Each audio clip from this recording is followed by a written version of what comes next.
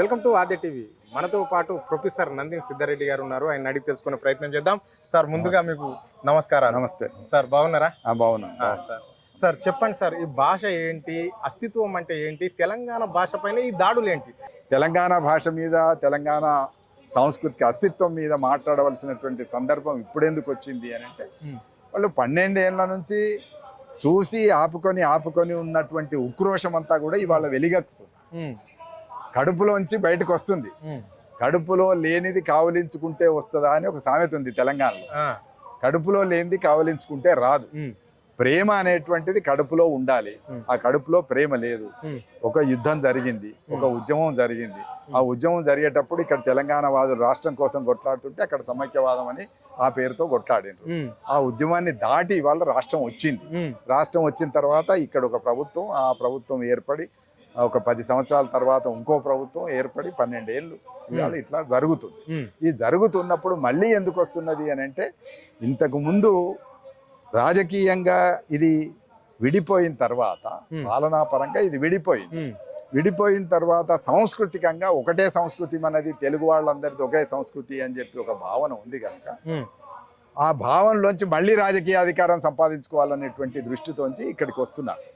అంటే సంస్కృతి ఒకటి కనుక సంస్కృతిలోంచి మళ్ళీ భాషలోంచి సంస్కృతిలోంచి క్రమక్రమంగా, అంటే సంస్కృతి కూడా ఒకటి కాదు నిజానికి.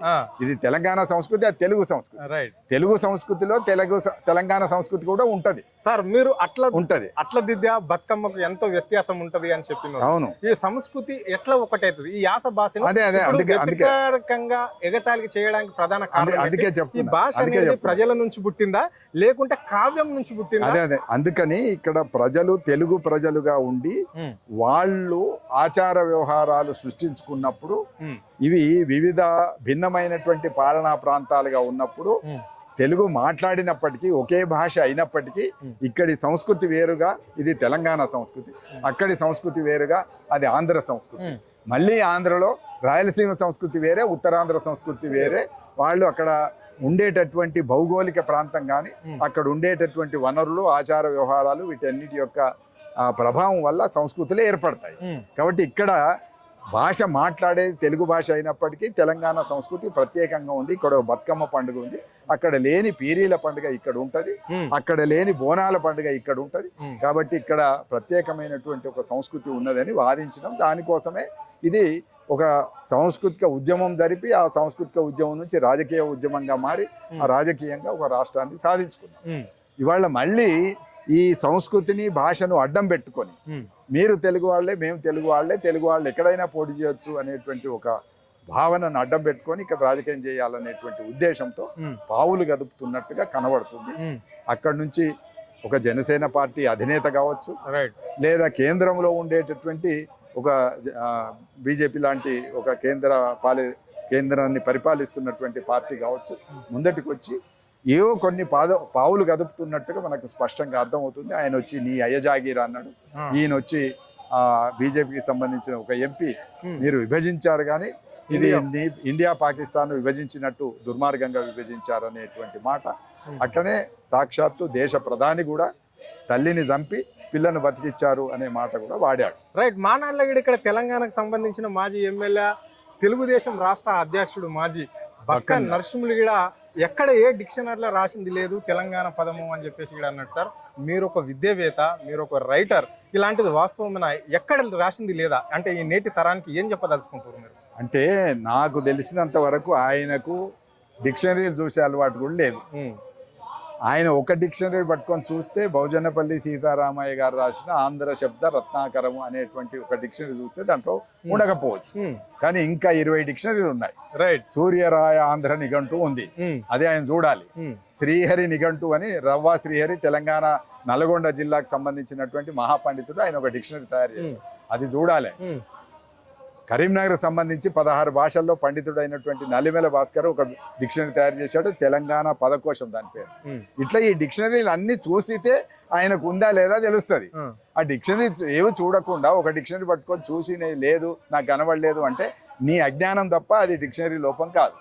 నిఘంటువుల్లోకి పదాలు ఎట్లా చేరుతాయి అంటే, ప్రజలు మాట్లాడే భాషలోంచి పండితులు ఆ భాషలోని ఆ పదాన్ని తీసుకొని డిక్షనరీకి ఎక్కిస్తారు. ఎక్కియకపోతే ప్రజలు మాట్లాడుకుంటలేరు అని అర్థం కాదు కదా. ఎక్కియకపోతే పండితుల లోపం, ఎక్కియకపోతే నిఘంటు నిర్మాతల లోపం. ప్రజలు మాట్లాడుకుంటున్నారు, ప్రజలకు ఇడుపుగాయుధం ఉంటుంది, ప్రజలకు తెలంగాణ ఉంటుంది, ప్రజలకు ఇంకా అనేక పదాలు ఇక్కడ మాట్లాడేటటువంటి బతుకమ్మ ఉంటుంది, ఇంకా ఎన్నో పదాలు ఉంటాయి, చిల్లర అనే మాట ఉంటుంది, ఎన్నో మాటలు ఉంటాయి. ఈ మాటలన్నింటినీ డిక్షనరీలోకి ఎట్లా ఎక్కించాలి? పండితులు ఎక్కించాలి, భాషావేత్తలు ఎక్కించాలి. నిఘంటు నిర్మాతలైన వాళ్ళు ప్రజల్లోకి వెళ్ళి గ్రామాల్లోకి వెళ్ళి ఆ భాష పదాలన్నీ తీసుకొచ్చి దీన్ని ఎక్కియకపోతే ప్రజల తప్పు కాదు అది. ఎక్కియకపోతే ఎవరు తప్పు అంటే నిర్మాతల నిఘంటుకారుల యొక్క తప్పు. ఆ నిఘంటుకారుల యొక్క తప్పును పట్టుకొని తెలంగాణ పదం లేదంటే ఆ నాయకుడి తప్పు. ఆ నాయకుడు బక్కన్ నరసింహులు అనే నాయకుడు తెలంగాణ చరిత్ర చదువుకోలే. ఎందుకంటే శాసనాల్లో తెలంగాణ పదం ఉంది, ఆయనకు తెలవాలి. అది 16-17వ శతాబ్దం నాటికే తెలంగాణపురం అని తెల్లాపూర్, ఇవాళ తెల్లాపూర్తో పిలువబడుతున్నటువంటి తెల్లాపూర్లో అప్పుడు తెలంగాణపురం ఔరంగజేబ్ అనేటువంటి ఒక కేంద్ర ప్రభుత్వానికి సంబంధించిన రాజు ఆయన వదునకు ఒక ఆభరణం చేయిస్తే నగ చేయించాడు. ఇక్కడి హౌస్లో ఆయన స్వర్ణకారుడు బాగా చేస్తాడని వీడికి వచ్చి చేయించాడు. తెల్లాపూర్లో స్వర్ణకారుడు ఈయన బాగా చేయించిండు అనేటువంటిది, బాగా చేసిండు అనేటువంటి ఒక గౌరవంతో వాళ్ళ వదిన ఆ ఔరంగజేబు వాళ్ళు మెచ్చి ఈయనకు ఒక తోట ఉదారంగా ఇచ్చారు. ఆ తోటలో వేసినటువంటి శాసనంలో తెలంగాణపురం ఇగో ఈ సందర్భంగా ఈ స్వర్ణకారుడికి ఈ తోటను బహుకరిస్తాము అని ఉంది. ఇది శాసనం. అది నువ్వు చదవవు, నీకు తెలియదు. అట్లనే వెలిచెల్ల శాసనం అని ఇంకో శాసనం ఉంది, అది ప్రతాపరుద్రుడు వేయించిన శాసనం, అది నువ్వు చదవవు. ఏ శాసనం చదవకుండా, ఏ చరిత్ర చదవకుండా, నాణ్యాల మీద ఉంది, ఇవన్నీ చదవకుండా నువ్వు వాళ్ళు వచ్చి తెలంగాణ పదం లేదు, అది లేదు, ఇది అంటే నీకేం తెలియదని మేము అర్థం చేసుకోవాలి. నువ్వు కేవలం అవగాహన రాహిత్యం లేదా ఒక ఆ జ్ఞానం లేనటువంటి అవివేకిగా భావించాల్సి ఉంటుంది. రైట్ సార్, ఇక్కడ మీకు మాకంటే చాలా గొప్పగా తెలుసు ఈ విషయంలో. ఇక్కడ ఏదైతే తెలంగాణ పాట నేను పాడను అన్న ఎస్పి బాలసుబ్రహ్మణ్యం విగ్రహాన్ని రవీంద్ర భారత్ దగ్గర ప్రతిష్ఠించడం జరిగింది. సరే, ఉమ్మడి ఆంధ్రప్రదేశ్ ముఖ్యమంత్రి కావచ్చు ఎన్టీ రామారావు విగ్రహం మైత్రివనంలో పెట్టడం జరిగింది. మరి ఈ తెలంగాణ రాష్ట్రం ఏర్పడడానికి నైజాంల నుంచి గుంజుకొని ఒక ప్రత్యేక రాష్ట్రంగా ఉండాలి హైదరాబాద్ అని చెప్పేసి ఏర్పడితేనే ఆంధ్ర వాళ్ళు ఇక్కడ వచ్చిరని మీలాంటి వాళ్ళు పెద్దవాళ్ళు చెప్తున్న మాటలు. సో మరి ఇలాంటి వాళ్ళకి సాక లైలమ్మయ్య కావచ్చు, దొడ్డి కుమ్రయ్య కావచ్చు, తుర్య బాజికాన్ కావచ్చు, బాగిరెడ్డి వర్మయ్య కావచ్చు, ఇలాంటి వాళ్ళ లేకుంటే సర్వై పాపన్నదే కావచ్చు, ఇలాంటి వాళ్ళే ఎందుకు ఆంధ్రలో ప్రతిష్ఠించడం లేదు? ఎందుకు తెలంగాణ నాయకులు ఆ విషయంలో ప్రస్తావన లేదు? ఇక్కడ ఆంధ్ర వాళ్ళే పెడితే ఎందుకు నోరు మోపుతున్నారు? అంటే ఒకటి, విగ్రహాల దగ్గరికి వచ్చేసరికి నాకు భిన్నమైన అభిప్రాయం. ఇక్కడ హుస్సేన్ సాగర్ మీద ట్యాంకు బండ్ మీద ఉన్న విగ్రహాలు ఎవరు పెట్టారు తెలుసా? ఎన్టీ రామారావు పెట్టాడు. ఎన్టీ రామారావు పెట్టినప్పుడు ఇక్కడ పాలకురికి సోమన తెలంగాణ ఆదికవి ఆయన విగ్రహం పెట్టాడు. మరి ఒక ఆంధ్రలో పెట్టలేదు కదా. నన్నయ్యను పెట్టాడు, తిక్కనను పెట్టాడు, పాలకురికి సోమను పెట్టాడు, మహాకవి భక్త పోతనని పెట్టాడు. పోతన మహాభాగవతం రాశాడు బమ్మెర. ఆ బమ్మెర పోతన విగ్రహం కూడా మనకి ట్యాంక్ బండి మీద ఉంటాయి. ఇవి తెలంగాణ విగ్రహాలు, వాళ్ళు పెట్టారు కదా. పెట్టారు అంటే అప్పుడు ఉమ్మడి రాష్ట్రం కనుక, ఆంధ్రప్రదేశ్ రాష్ట్రం కనుక తెలంగాణ వాళ్ళవి ఆంధ్ర వాళ్ళవి కూడా ఇక్కడ పెట్టడం జరిగింది. దాంట్లో భాగంగానే ఇప్పటికీ సురవరం ప్రతాప్ రెడ్డి ఉన్నాడు, మగ్దు మొయ్యుద్దీన్ ఉన్నాడు, అట్లనే మహబూబ్ అలీ పాషా ఉన్నాడు. ఇక్కడ పరిపాలించినటువంటి వాళ్ళు రుద్రమదేవి విగ్రహం ఉంది. ఇట్లా చాలా విగ్రహాలు ఇక్కడ నుంచి అక్కడికి పరిశీలిస్తే తెలంగాణ విగ్రహాలు 10 వరకు ఉంటాయి. ఇట్లా ఉంటాయి. అయితే ఇక్కడి విగ్రహాలతో ఇవాళ బాలసుబ్రహ్మణ్యం విగ్రహం, ఎన్టీ రామారావు విగ్రహం పెట్టొచ్చా లేదా అనే దాని మీద ఒక చర్చ అయితే జరుగుతుంది. పెట్టొచ్చు లేదు అనేటువంటి అభిప్రాయాలు ఎవరి అభిప్రాయాలు వాళ్ళకు ఉంటాయి. నాకైతే నేను బాలసుబ్రహ్మణ్యం పాటల్ని ప్రేమిస్తాను, వింటాను. ఉమ్మడి తెలుగుకు సంబంధించినటువంటి ఆయన గాయకుడు కనుక ఆ విగ్రహం అక్కడ పెట్టొచ్చు, ఇక్కడ పెట్టొచ్చు అని నేను అనుకుంటున్నాను. దాశరథి మీద రేపు నేను 22వ తారీఖు విజయవాడలో మాట్లాడబోతున్నాను. దాశరథి తెలంగాణ కవే, కానీ అక్కడ కూడా మాట్లాడతారు, అక్కడ కూడా మాట్లాడడానికి పిలుస్తారు. మరి ఇట్లా మనము రచయితల దగ్గరికి వచ్చినాక, వీళ్ళ దగ్గరికి వచ్చినాక విగ్రహాలు తెలంగాణ పాట పాడలేదన్నది పాడను అన్నాడు, అది నిజమే. ఆ పాట ఎవరిదో కాదు, నా పాటే. అదే నా పాటే. నాగేటి సాలర్ల పాట పాడమంటే పాడలేదు. అట్లనే బాలకిషన్ ఇంకొక పాట అడిగితే కూడా పాడలేదు. కేసీఆర్ ఒక పాట అడిగితే కూడా పాడలేదు. 3 పాటలు ఆయన తెలంగాణ పాటలు పాడలేదు. అన్నంత మాత్రాన తెలుగు గాయకుడు కాకుండా పోడు కదా, తెలుగు గాయకుడే కదా ఆయన. పాడిన అనేక పాటలు ఇవాళ వేల మంది వింటాం కదా. వినేటప్పుడు ఆ విగ్రహం ఇక్కడ పెట్టొచ్చు అని నేను అంటలేను, కానీ పెట్టడానికి మన విగ్రహం పెట్టకపోవడానికి దీనికి రెండు సమానంగా చూడాల్సిన అవసరం లేదు. వాళ్ళు ప్రభుత్వం అడిగితే అప్పుడు ఏమన్నారు, భాషా సంస్కృతి శాఖ వేరే వాళ్ళు అడిగింది ఏంటంటే వాళ్ళు విగ్రహం తెస్తామన్నారు, మేము జాగిచ్చాము, మీరు విగ్రహం తెండి మేము జాగిస్తాము. రైట్, ఒకటే మాట విన్నారా? మీరు విగ్రహం కూడా పెట్టడానికి ముందు గూడంజేది అంటున్నారు కదా, పెట్టండి, గద్దరిది అంటున్నారు కదా, మీరు విగ్రహం చేసుకొని రండి మీకు జాగిస్తాం, దాని పక్కనే జాగిస్తాం అన్నారు. అయినప్పుడు మన వాళ్ళు ఎందుకు ముందుకు రారు? రాజకీయ నాయకులు ముందుకు రావాలి. అక్కడ రాజకీయ నాయకులు ముందుకు రాలే. ఎవరు పెట్టారు? బాలసుబ్రహ్మణ్యం బంధువులో స్నేహితులో పెట్టారు, అభిమానులు. ఇక్కడ మరి అభిమానులు లేరా? గద్దరికి అభిమానులు లేరా? ఇక్కడ ఒక విగ్రహం పెట్టొచ్చు కదా, వాళ్ళు ముందటికి రావాలి. అయితే మన చైతన్యం తక్కువ ఉంది, మనం ఎవరినో అంటే కూడా దానివల్ల ఉపయోగం ఉండదు. అట్లనే ఎన్టీ రామారావు అనేటువంటి ఆయన విషయంలో కూడా నాకు భిన్నమైన అభిప్రాయం ఉంది. నాకు ఎన్టీ రామారావు అవార్డు ఇస్తే నేను తీసుకున్నాను, అది చాలా మందికి నచ్చలేదు, కానీ నేను తీసుకున్నాను. ఎందుకు తీసుకున్నాను అంటే ఒకనాడు కేంద్రంలో ఉండే కాంగ్రెస్ అనే ఒకే పార్టీ ఉన్నప్పుడు రాష్ట్రంలో ముఖ్యమంత్రి ఎవరు ఉండాలనేది ఢిల్లీ నుంచి కవర్లో వస్తున్నప్పుడు కేవలం ఢిల్లీలో కవరు సీల్డ్ కవర్ వస్తుంది, ఇక్కడ ఇస్తారు, ఎవరు ముఖ్యమంత్రి కావాలో వాళ్ళు చెప్తారు. ఓట్లు తెలంగాణ ప్రజలు లేదా తెలుగు ప్రజలు వేస్తారు.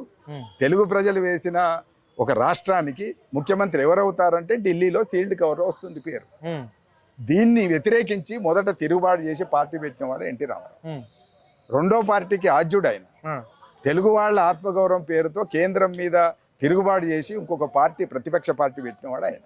రైట్ సార్, అది అట్లా ఉంటుంది. కాబట్టి ఇది వీటన్నిటిని ఒకే కొలమానంలోంచి చూడడం కరెక్ట్ కాదన్న అభిప్రాయం సార్. ఆయన కళాకారుడు.